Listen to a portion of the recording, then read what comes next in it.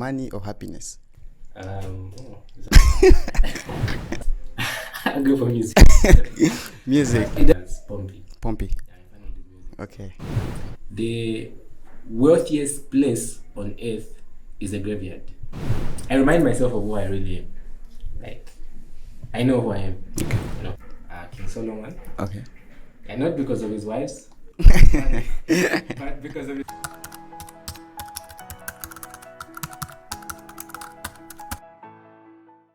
Greetings. Welcome back to part 2 with Lawrence Chama. And in this video, we are going to have some quick fire questions. And these questions are basically bringing out what he's learned, what he's encountered, and the things that he would like to share with us. So without saying much, there are a few questions. The questions that are very simple, that would warm up our minds to start the conversation. So, Mr. Lawrence, welcome back for the second part. And yeah, and to begin with, there are 6 questions that I would like you to answer, and these are this and that questions. All right. So the first question is coffee or tea? What would you like to choose between coffee or tea? I think I would go for coffee. Coffee. Why coffee? Coffee is a lifesaver. Yeah. As a student, you obviously need coffee. Well, tea has the same effect, but I find coffee to be more effective. Okay. So I'd go for coffee. Wow. Okay. The second one is money or happiness? I'll go for happiness. Happiness. Yeah. Why not money? Well, in as much as they say money won't bring happiness, well, to some extent it can bring happiness. But at the same time, you can have money and not be happy. So why not just go for happiness when I'm assured of happiness and not where it's a 50-50 thing? Okay. Yeah. Some even say money enhances the environment for happiness. So I think it's true, but there are people who are rich and miserable. So there's that risk at the same time. all right, happiness. Yeah. Okay. The third one is cats or dogs? I'll go for dogs. Dogs. Yeah. Okay. So the fourth is cooking or maybe dining out. Oh, so for this one, if you ask my friends that I live with, they'll actually tell you I'm not a fan of cooking. Oh, I find cooking to be a bit stressful. Standing in the kitchen for an hour and then you just get to eat for like 10 minutes. That's a lot of work. Just 10 minutes of eating, and then you have to do the dishes after. Yeah. So I prefer going out. Going out is the best for you. Best for me. All right. The fifth one is music or books. That's hard, but I'll go for music. Music. It doesn't mean that I'm not a fan of books. Okay. I do love books, but in most cases, I find myself watching videos that pretty much have the same information that is in books. So I know books are still important, but I don't think I can live without music. Okay. Yeah. Can you name an artist that you like? Music. I am a fan of many kinds of artists from different genres, but I would say there's a Zambian artist known as Pompey. Pompey. Yeah, I'm a fan of his music. Okay. Animation is- Yeah, we know him. We love He him. actually follows me on Instagram. Wow. Yeah. That's massive. All right. The last one. What would you choose between being invisible or flying? I think I would go for flying, just because I can go anywhere I want at any particular time. Okay. Yeah. Fly. But yeah, that's what I would go for. All right. That's a good choice. So those were the 6 startup questions. Okay. And to go into the main question is the first one. What book or movie or experience that has profoundly changed your perception of life? Okay, so I have read a number of books, but if there's one that has really impacted me, would be one by Dr. Miles Monroe. It's known as Unleashing Your Potential. I think for me, the time I read that book, it really just changed how I saw myself. Yeah, there's really a lot of insights in there that really every one of us needs to know about what is in that book. Because there's a very interesting thing that I found in the book. He mentioned something like the wealthiest place on earth is a graveyard. And why is it a graveyard? Because the graveyard is where there's, so much potential. There's so much that is going on over there. There are people that could have been people they wanted to be, but they never got to be those kinds of people. And it goes on to explain how all of us has a certain level of potential, how every one of us gets to do pretty much anything you want. You can become whoever you want. So the moment I read that book, it really just intrigued this particular version of me that I could become. And from there, I think it just really motivated me a lot. And from there, I don't think I've been the same. Oh, that's interesting. Okay, that's interesting. So if you had to condense your life philosophy into one sentence, what would it be? I think it would be following my dreams, maybe. I think that's what I would go. Following your dreams. Are you following your dreams? Yeah, definitely. That's good. That's good. In the world without limitations, what profession or activity would you like to pursue? Okay, so in a world without limitations, I think I would be a doctor. And the reason why I would be a doctor is obviously there are no limitations. Yeah. But at this point in time, I wouldn't even want to become a doctor anymore, because I've just gotten immersed into what I'm actually doing at the moment. Yeah. So if the world had no limitations, if everything just flowed the way it was supposed to flow, I would possibly be a doctor at this point in time. So if you have a chance right now to become a doctor, can you go for it? Definitely. No. All right. So what skill or hobby you've always wanted to learn but you face challenges and you don't? Okay, so for me, there's a number of skills that I have on my bucket list that I want to learn in the near future. So if there's one that I've really wanted to learn for the longest time, it would be swimming. I can't swim, Okay. but I've been planning on learning how to swim for quite an amount of time. And then the other skill would be, I think it would be, getting into, combat, like maybe any sort of martial art. I've been planning on to, just getting into one of those, not for any other reason, but just for the discipline of it. Because most of those people are like very disciplined, are taught to be disciplined and to be, the better version of themselves.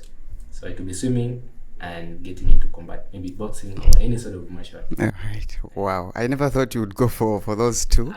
Yeah, there are many habits that we can learn, but I don't know. Yeah, it's a lot, but those ones, one day I will do them because I don't believe in limitations. All right.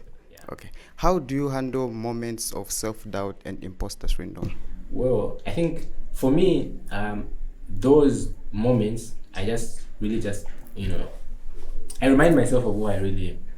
Like, I know who I am. Okay. So that has actually almost happened to me, in these conferences. I've attended some, conferences. The first conference I attended in Morocco was at UM6 I think it was last year. It was known as the local conference of youths. Okay. And at that particular conference, I did not know any particular person. And some people actually knew themselves over there. And every now and then, I almost felt that particular imposter syndrome, but I was like, I know who I am. I'm not this guy. I'm just like them. And it really just pushed me to, blend in and so just had the best experience during that particular conference. So I just tell myself, I'm him. I'm that guy. And I get to do what I want. All right. That's the best thing. Oh, that's interesting. Yeah. So what's the best piece of advice that you received, and who gave it to you? I think it would be my mom. Yeah, I think my mom would constantly remind me to say, never forget where you're coming from. For me, that has always stuck with me. Like wherever I would go, I would never forget where I come from. Yeah. Wasamba to Magero. Not necessarily that, but it would. Oh, I think yesterday I was having a conversation with my friend, and we were just talking about how, it's very important to get the right woman into your life, and that being important because of the fact that the person that you get to be with plays a very huge role into who you are and what you will become. So there's, for my family and for some other families, there's usually cases where a man gets, he marries into a particular family, and then that family takes him away from his, initial family. So that happens a lot. But my mom would constantly tell me that, because, as we grew up, there was a lot of challenges that we faced, there's a lot of setbacks, and she would constantly remind me, say, you see the things that you're going through now. Would it make sense that you forget where you're coming from because of the woman that you met in the future? So that really, I always think of that. I visualize it, and I'm like, whatever happens, I shouldn't forget who my family are and where I come from. That's true. Where I began from. That's true. Those are my roots. Yeah. Yeah. Okay. So, if you could witness an event, past or present, what would it be? An event, past or present? Yeah. Well, I think maybe I would go for, the I don't know what it's called, but the time if the first man went into space. Okay. I would just like to, get to experience that, first time. No one knows if anyone has ever gone to space and come back. I would just like to feel that moment and the feeling of actually being present at that particular time. So that's an event I would like to experience. That's a good one. That's a good one, I can admit. Yeah. So what's a small change that you've made in your life that has surprisingly made a big impact? I think it would be believing in myself. Okay. Yeah, I think believing in myself would be something that has really helped me for the longest time. Yeah, I'm not the kind of person that would easily make a decision and do that particular thing I want to do. Normally, there's always self-doubt, and you get to bring yourself back. But believing in myself, saying I can do this, I can go for this, has really helped me a lot. Yeah, so that's what I'd say on that one. All right. And what's a memorable experience that taught you the value of stepping out of your comfort zone? I think it would be when I had won the national public speaking competition. I think in that moment, I really got to see the benefits of getting out of your comfort zone. Yeah, it's not the easiest of things to, make a video, stand in front of a camera and post it online, not knowing if you're going to win or not. Yeah. Yeah, and one other thing would be the time I stood for, the academics coordinator position in the Zambia Students Association. Yeah. That was also yet another act of getting out of your comfort zone. If I chose to, be afraid to stand saying, I don't know what comes ahead, I don't know if I'm going to win, if I'm going to lose or anything like that, I wouldn't have, achieved some of those things. So the moment I, got to achieve some of those things would be the moments that I get to remember so much, and they get to encourage me to continue stepping out of my comfort zone. All right. So there are many global issues in the world. If you could have the chance to eradicate one, what could it be? I think it would be poverty. Poverty. Yeah, it would be poverty. Why poverty? I think, every one of us wants to live the good life. Yeah. And none of us wants to live, below the poverty that I'm like.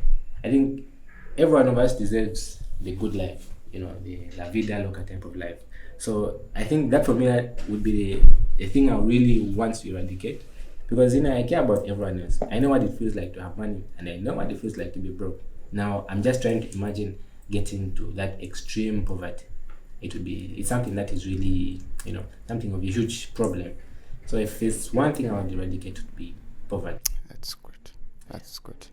Yeah. And we've seen in the world there are a lot of public figures, a lot of people. Yeah. And if you could have the chance to interview one, who would it be and why? A current global figure or someone from history? Current. Yeah. Okay, so a current global figure. There's a lot I would like to interview. But if it's one, I think it would possibly be... I just have historical figures. Can I give historical figures? Yeah, you can. So for me, I think I would go for King Solomon. Okay. And not because of his wives, but because of his wisdom. All right. Yeah, it is believed that he was the wisest man to ever exist. So for me, I'm really someone that is keen on gaining the best wisdom that you can ever attain. So I would go for him. Just get that part of him, not the women. Okay. Or the man. But if the money comes with it, that's okay. All right. And last but not the least, what's a simple act of kindness that you've experienced that you will never forget? I think it would be last year. Yeah. Last year, when there was a time when I was broke. I mean, I'm still broke, but I was way broke back then. And I was at the point where I really needed some funds.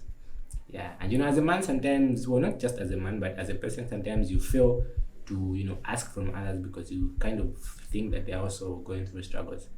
So from nowhere, this particular person just sent some money to my account.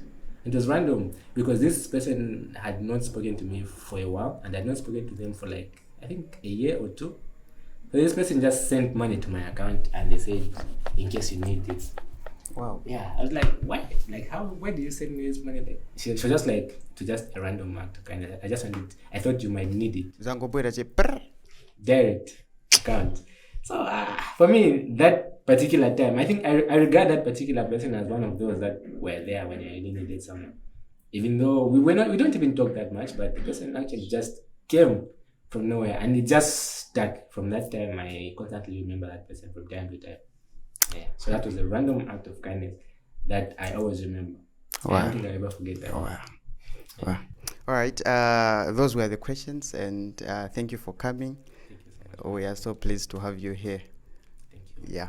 So that was it for this video, and I hope we have gotten a number of things in this, and we would like you to share, subscribe, and come for more.